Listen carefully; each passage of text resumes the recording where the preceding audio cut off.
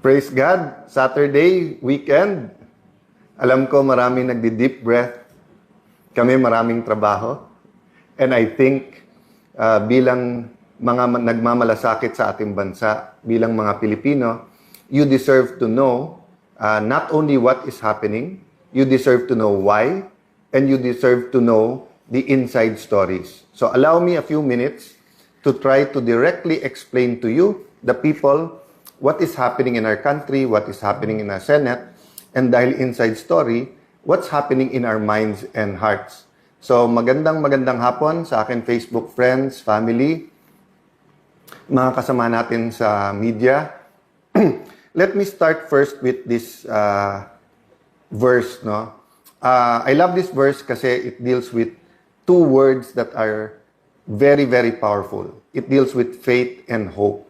Sabi po sa Hebrews 11:1, faith is the assurance of things hoped for, the conviction of things not seen. Ulitin ko po nasa Hebrews 11:1. Of course, if you have time to tell Sunday then tomorrow, I'm addressing myself to fellow Christians, basahin nyo yung buong chapter. No? But sabi, faith is the assurance of things hoped for, the conviction of things not seen. So I want to talk about two words, no? Faith. Nakarinig po ako ng napakalungkot na statement. Sabi, ang Pilipinas po nagiging mas mahirap mahalin. No? So, just like Charles de Gaulle, sabi ni Charles de Gaulle, actually hindi niya sinabi to, pero it's attributed to him because of his many statements. Sabi niya kasi, I love France, but he said something about the French people. Di ba? Parang madaling mahalin ang France, pero hindi madaling mahalin ang French people. Former President PRRD always said na friends niya ang mga Amerikano, but the American government is different. So, the way I take it, dun sa mga nagsasabing mahirap mahalin ang Pilipinas, I think hindi nagbabago, lalong lumalalim ang pag-ibig sa ating bansa, naguguluhan lang sa ating leaders at politicians. But again, there's a difference between magulo at ginugulo. At meron pong difference na maganda takbo, wag mong guluhin. And malaki po yung difference that sobra ang corruption, sobra ang poverty, sobra ang takipan, walang reform, walang change, mali yung values. You have to disrupt yan. Disrupt not in the sense na guluhin lahat, but guluhin mo yung momentum ng corruption, ng kasamaan, para nga magkaroon ng repentance, magkaroon ng restoration, magkaroon ng revival, or magkaroon ng pagbabago. So, it is my hope that a spark of hope appeared in May 11. Why?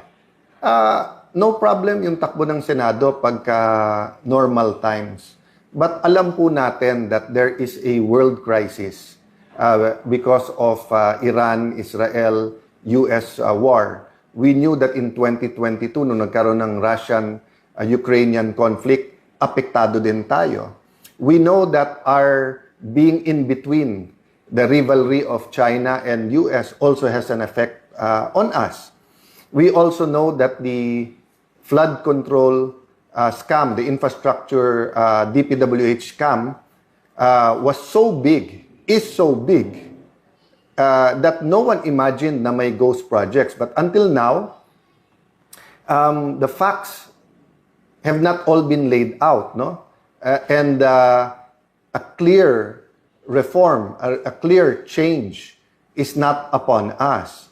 So we have to accept the reality that there are those in the Senate who are comfortable at ang utak lang ay yung impeachment, which is a good accountability mechanism. But it's not the be-all, end-all, because the flood control scam and other corruption, including agricultural smuggling, including I recognize the changes being done in the BRR and customs, diba? But the everyday corruptions that hurt people, diba? That's why yesterday, sabi ko, we have to look at the real numbers, no?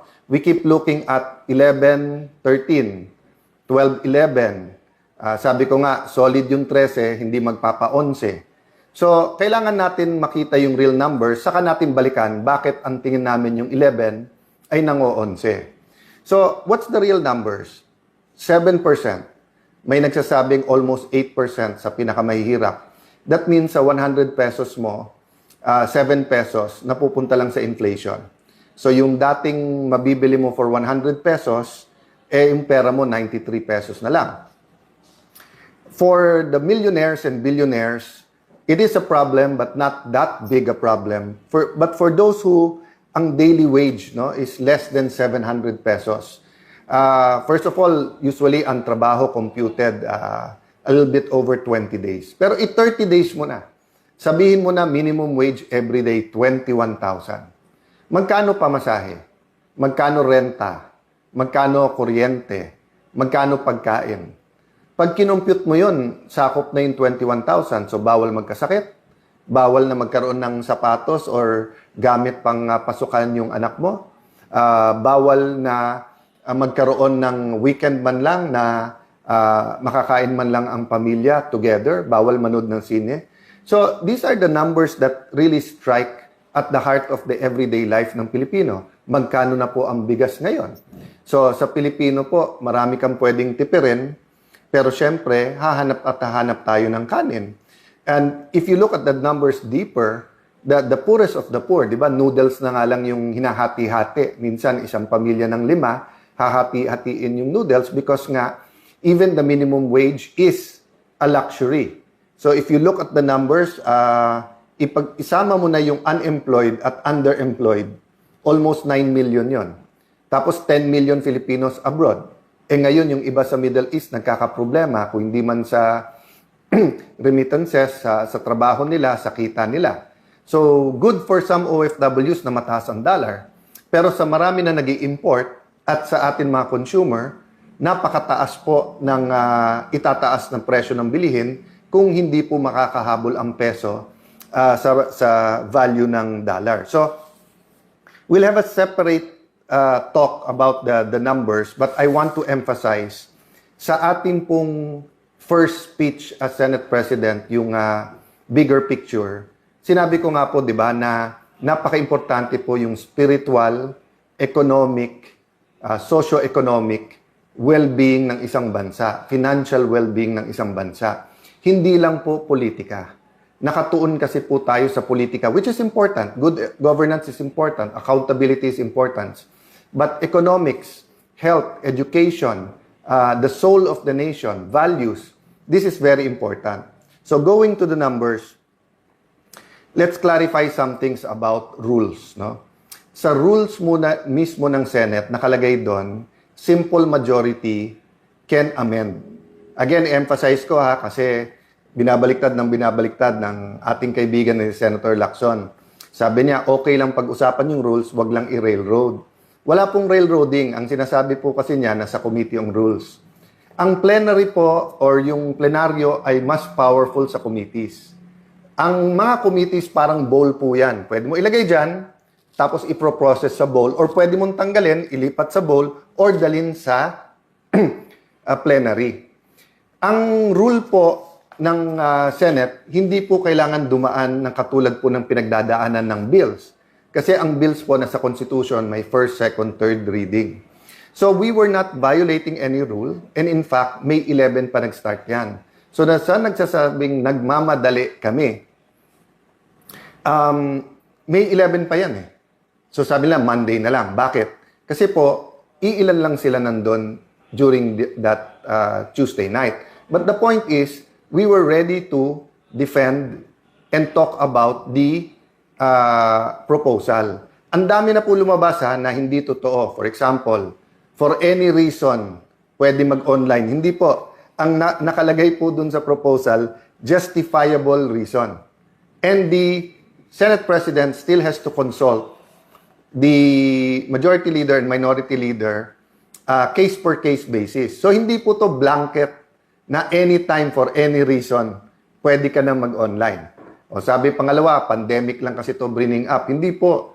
Panahon pa ni Senator Trillanes, kay Senator De Lima, bringing up na po to. Yung ibang nagkri-criticize po ngayon, tignan nyo po yung mismong sinulat nila at reasons nila. They were arguing from the point of view of representation. So representation is very important now. Why? Because it's all about control. But before I talk about control, Senator Pia reminded me na binabasa niya, ang dami na lumabas about participation sa impeachment through online. Wala pong katotohanan na yung amendment ng rule na to ay nakaugnay sa amendment sa rule sa impeachment. Bakit po? Unang-una, inadapt na po namin yung rule sa impeachment. Pag binago namin yun, ipapublish pa, tatagal pa po yun. So, ngayon po, ang pinag-uusapan ay rule sa Senado. Wala pong katotohanan yung mga nagpo-post na nagsasabing ito po ay may kinalaman sa impeachment. Why is control important? Because the control, the chairman, schedules the hearing. So meaning, kung mababalik sa kanila, iske-schedule ba nila yung flood control hearing? Kung iske-schedule nila, kontrolado din po ng majority at ng chairman sino ang iimbitahin. Kontrolado din kung once a week, once a month. Dati po, wala naman yung partial report eh. Kaya nga, paulit-ulit ko sinasabi, ang kailangan impartial, not partial. And paano ka maglalabas ng partial na hindi mo pa nabubuo yung theory kung ano talaga nangyari? Tignan niyo po, sabi ng Office of the Ombudsman, may mastermind. Sabi ni Senator Lacson, walang mastermind. So paano ka maglalabas ng report na partial pa lang? And then, paano nangyari yon na panay oposisyon, na panay sa Senado? 1 trillion budget sa administrasyon, walang involved dito. Sa ibang mga panig ng gobyerno, walang involved pa dito. So, I'm not going to go into the details precisely because gusto natin independent at gusto natin yung committee ang magpatakbo. Nagulat lang po ako na sa lahat ng pwedeng maging reaction ni Senator Tito, sabi niya it's illegal. Papasalamat ako sa mga matitinik natin mga netizens. Nauna pa kayo na tinignan yung Section 18 ng rules ng Senate at yung Section 20 ng rules on investigations in aid of legislation. But assume natin tama si former Senate President Soto at bawal mag-create ng subcommittee. Hindi po bawal nasa rules po yan. But sabi mo, then all the majority has to do is for the chairperson, Senator Pia Cayetano, to come out herself with the notice on Monday. So, ang point ko, sa lahat ng pwedeng reaksyon, bakit parang ayaw talaga na ituloy ito? No? So again, we're not here para manggulo. Kami ang ginugulo. We're not here para dagdagan pa ang problema ng Pilipino. We're here para yung hindi maayos, ayusin. So until we have true repentance and true reforms, corruption will continue at the highest levels. I was sad because I've been saying this for 3 weeks. I've been saying independent investigation because I do believe the President is being given wrong information. So nung sinabi niya yung barilan, paulit-ulit sinasabi ng NBI at DOJ, wala sa Senate.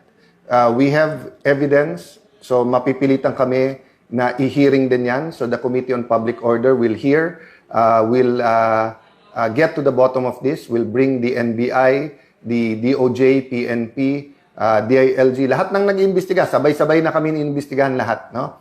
So I want you to understand that the rule about voting is tied to the control. So totoo, 13 ang kailangan para mapalitan ng SP. Pero ang magpapatawag po ng hearings ay yung chairperson. So isang strategy po ngayon ng 11, kaya napansin nyo po every weekend, sila ang gumagawa ng sinasabi nila, may babaliktad, may sasama na sa kanila, may nag-iisip. Alam nyo po, ang kudeta, ang isang essential element po dyan ay stealth o kaya yung tahimik, ibubulaga ka, magugulat ka. Diba? So bakit sila maingay about it? One is to try to create distrust among the 13. Secondly is to create pressure. And number 3, bakit nila predict? May huhulihin dyan, may arestuhin, ganyan. Okay. Because may mga kakampi sila sa kabinete. That's very clear, no? So my point is this, no? One of their intent is to not allow the electronic or teleconferencing or any kind of online voting para pag sila majority sa floor, aagawin nila yung mga committee. At pag naagaw yung mga committee, sila na naman magdidikta ngayon kung anong pwede i-hearing o hindi. Nakita nyo po na inaalok namin ng committee, they can read their members anytime. So, nagugulat lang ako kay, let's say, kay Senator Erwin, paulit-ulit na wala daw napasa during my time and mabagal, etc. Pero nandyan na yung mga malalaking committee, hindi sila nagpapalista as members. Dati nag-uunahan pa. So, I'll try not to make as much comments regarding the senators because I do believe when you're Senate President of the whole Senate. I can make a list para kontrahin yung sinabi ni Senator Lacson of bending backwards. Sila bending the law, bending the rules. Ako bending backwards. Lahat ng request nila, hindi ko na isa-isahin. Basta't kaya, ginagawa. Sa impeachment po, consensus. I did not dictate anything and maayos na lahat yan. So again, I want to emphasize the priorities of this majority. No? One is the soul of the nation. So good governance. Okay? Kasama po dun sa good governance, hindi lang yung accountability, which is the committee hearings and the impeachment. Kasama din po dyan yung mga legislation that goes into the real numbers o yung economics para hindi gutom ang ating mga kababayan, para walang temptation for crimes and for corruption, di ba? So, kasama sa good governance, accountability, blue ribbon, kasama din po dyan yung impeachment, no? Then, as I said, kasama din po dyan yung real numbers. So, many other things will come up. There are administrative things. But as you see, no? Sabi nga nila, they're throwing everything, including the kitchen sink at you. No, they're even the kitchen. Tinatapon na sa amin. Anything they can think of, kaso daw. So guys, what can you do? One, pray for us. Pray for the nation. Two, tutukan. Res ipsa loquitur. The thing speaks for itself. Read between the lines. Anyone can speak. Pero tignan nyo kung sino nagsasabi ng totoo. So let me stop there and ask for prayers, for reflections, for insights during this weekend. Hopefully, both sides will have their numbers in full force Monday. But yun nga, tuloy kasi yung takutan at yung sinasabing maaresto na and then kung sino-sino ninename nila na babaliktad. What's happening in the Senate, lahat tayo may stake dyan. Ang ating, pati yung hindi pa botante, all Filipinos have a stake there because we all came together under different constitutions saying that check and balance and an independent legislature is good for the nation. Because in the past, pag na-concentrate ang lahat ng power sa isang opisina o tao, abuse ang nangyayari. Ngayon nga po, separate ang House at Senate, separate ang judiciary, separate po ang executive. Nagkaroon ng flood control scam. Nagkaroon ng kung ano nung smuggling. Nagkaroon ng yung problema sa BIR, di ba? In the first few years, yung kung ano-anong nabuko ng mga kalokohan. So, it's ongoing in every level of government, from the barangay until the national government. So, if power is going to be concentrated just in the executive, kawawa naman tayo. I don't think the president wants this. And I continue to extend a hand of working together professionally. But I really think he's not getting the right information. So I do hope that the senior officials in the cabinet will be able to get the right information and throw the right information. Because one, yung 11, nang-11 talaga, hindi nagbibigay ng tamang informasyon, then there are forces, spiritual and physical forces in this nation that wants to keep us poor, that wants to corrupt, that wants to take out hope. So where I started, that's where I'll end. Don't lose faith, mga kababayan. Have faith. Don't lose hope, mga kababayan. So Christians, Muslim, anuman ang ating paniniwala, keep praying. Malaki ang pag-asa ng ating bansa. But we have to. We have to get things done. Good afternoon. God bless you all.